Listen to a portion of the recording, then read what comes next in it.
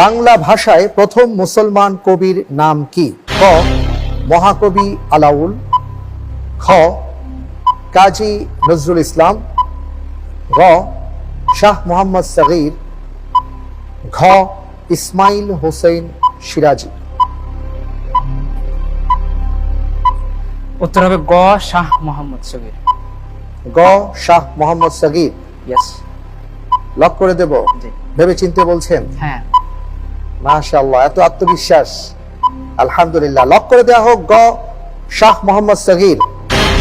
আত্মবিশ্বাসের ব্যাপারে একটি কথা বলি। একবার একটি গ্রামে বৃষ্টি হচ্ছে না। আলেমে দ্বীন বললেন, আগামীকাল আপনারা সবাই আসবেন, আমরা বৃষ্টির জন্য সালাত আদায় করব। সেখানে দেখা গেল অনেক ব্যক্তি এসেছেন বৃষ্টির জন্য, আল্লাহর কাছে বৃষ্টি চাইতে, সালাত আদায় করার জন্য। একজন ব্যক্তি এসেছেন ছাতা হাতে নিয়ে। তাকে যখন জিজ্ঞেস করা হলো যে আপনি ছাতা হাতে নিয়ে আসছেন কেন, তিনি বললেন, আমার আত্মবিশ্বাস, আমি এই সালাত আদায় করার পরে বৃষ্টিতে ভিজে বাড়িতে যাব, এই জন্য আগেই আমি ছাতাকে নিয়ে আসছি। এই হলো আত্মবিশ্বাস।